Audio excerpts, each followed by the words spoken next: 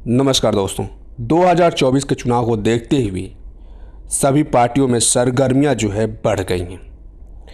गठबंधन तेज हो गए हैं। लगातार जो है तमाम पार्टी जो है आपस में गठबंधन कर रहे हैं। वहीं बीजेपी भी एनडीए के थ्रू जो है अपने गठबंधन को मजबूत बनाने में जुटी हुई है। और दूसरी तरफ कांग्रेस और तमाम विपक्षी पार्टियां मिलकर के अपने गठबंधन को इंडिया का नाम दिया है। यानी कि आप सोच लीजिए कि 2024 का चुनाव एनडीए बनाम इंडिया के बीच होगा और वो चुनाव कैसा होगा देखने लायक है। चलिए मैं आपको बता दूं कि जो इंडिया जो गठबंधन है जो बना हुआ, जिसमें कांग्रेस सहित तमाम विपक्ष के लोग हैं, आखिर प्रधानमंत्री का चेहरा कौन हो सकता है और किसे जो है प्रधानमंत्री देखना पसंद लोग करेंगे, और कांग्रेस जो है अपनी मौजूदगी जो है कहाँ पे दर्ज करती है।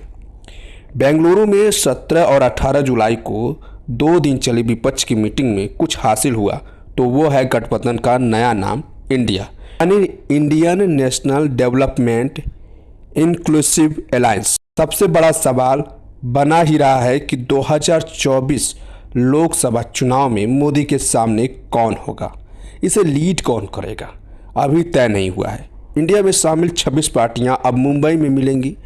इसी में तय होगा कि विपक्षी गठबंधन का चेहरा कौन होगा। अगली मीटिंग की तारीख भी तय नहीं है। सारी बातें 11 मेंबर की ऑर्डिनेशन कमेटी तय करेगी। अलायंस का दिल्ली में अलग ऑफिस भी होगा। मीटिंग खत्म होने के बाद हुई प्रेस कॉन्फ्रेंस में बिहार के सीएम नीतीश कुमार नहीं थे, लालू तेजस्वी भी नहीं थे। बीजेपी नेता सुशील कुमार मोदी ने आरोप लगाया कि अलायंस का संयोजक न बनाए जाने से नाराज होकर नीतीश बिहार लौट गए। हालांकि नीतीश की पार्टी जेडीयू के अध्यक्ष ललन सिंह ने नाराजगी की खबरें को गलत बताया। हालांकि संकेत मिल गए कि अलायंस में एका बनाए रखनी बड़ी चुनौती होगी। इससे पहले अलायंस का नाम इंडिया रखने पर भी नीतीश राजी नहीं थे। उन्होंने कहा भी कि ये देश का नाम है, क्या ये नाम किसी पार्टी को दे सकते हैं।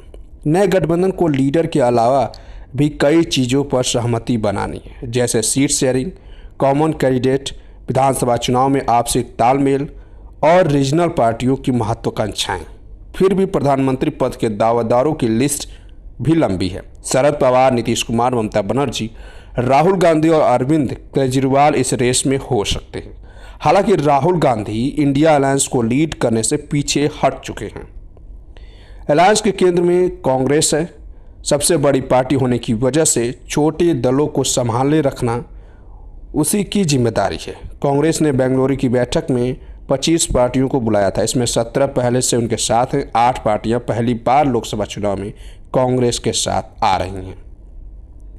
2019 लोकसभा चुनाव में कांग्रेस 52 सीटें जीतकर दूसरे नंबर पर रही। डीएमके 24 और टीएमसी 23 सीटों के साथ तीसरे और चौथे नंबर पर रही। शिवसेना के पास 19 और जदयू के पास 16 सांसद थे। इनमें से डीएमके, टीएमसी, जदयू और शिवसेना का एक बड़ा धड़ा इंडिया अलायंस का हिस्सा है। यानी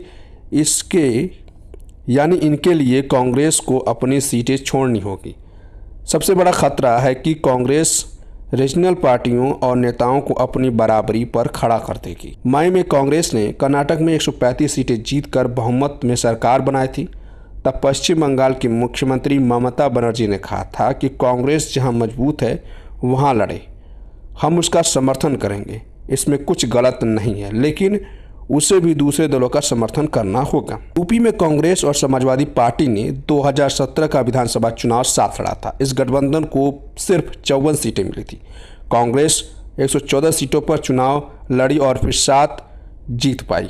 सपा ने 311 सीटों में चुनाव लड़ा और 47 सीटें जीती। इस हार के बाद कांग्रेस ने सपा से दूरी बना ली। 2022 के विधानसभा चुनाव में सपा और आरएलडी ने गठबंधन किया। सपा ने आरएलडी को 33 सीटें दी थी। इनमें उसने 8 सीटें जीती थी। इसके बाद ये गठबंधन टूटने की खबरें आती रही। आरजेडी के प्रदेश अध्यक्ष राम आशीष राय कह चुके हैं कि कांग्रेस के बिना यूपी में कोई गठबंधन मुमकिन नहीं होगा, पर समाजवादी पार्टी कांग्रेस के साथ अलायंस के पक्ष में नहीं है। तो साथियों, अलायंस की अगली जो बैठक है वो महाराष्ट्र में होगी। वहाँ हाल में बीजेपी ने एनसीपी को तोड़ा है, इसलिए वहाँ विपक्ष की एकता दिखाने के लिए मीटिंग की जाएगी। सूत्र के मुताबिक दूसरी मीटिंग चेन्नई में होगी। तमिलनाडु दक्षिण का बड़ा राज्य है। सीएम स्टालिन यहाँ मजबूती से जमे हैं। चर्चा है कि नरेंद्र मोदी 2024 के लोकसभा चुनाव में तमिलनाडु की किसी सीट से खड़े हो सकते हैं, इसलिए बीजेपी को मैसेज देने के लिए इस राज्य को चुना गया। तीसरी बैठक पश्चिम बंगाल में होगी। ममता बनर्जी ने जिस तरह बीजेपी को पहले विधानसभा चुनाव और अब पंचायत चुनाव में शिकस्त दी, विपक्ष इसे एक मॉडल के रूप में दे। फिलहाल देश में बीजेपी से मुकाबला करने की स्थिति में कांग्रेस ही है। इसके बावजूद वो अलायंस में दूसरों को आगे कर रही है। कांग्रेस को पता है कि उसके आगे होते ही छोटे दलों को एक रख पाना मुश्किल हो जाएगा। अगर कांग्रेस चुनाव में 100 से ज़्यादा सीटें जीत जाती है तो वो खुद प्रधानमंत्री पद की दावेदारी हो जाएगी। एक्सपर्ट भी मान रहे हैं कि सोनिया इसके अध्यक्ष और नीति संयोजक बनेंगी। दूसरी वजह राहुल गांधी का चुनाव न लड़ पाना भी है। मानहानि मामले में उन्हें 2 साल की सज़ा हुई है। इससे वे 6 साल के लिए चुनाव नहीं लड़ पाएंगे। सुप्रीम कोर्ट से राहत नहीं मिली तो उनका अगला चुनाव 2029 में होगा। ऐसे में संसद में राहुल की गैर मौजूदगी लीडरशिप के लिहाज से सही नहीं होगी। बाकी बने रहिए और देखते रहिए युवा संदेश। नमस्कार, जय हिंद।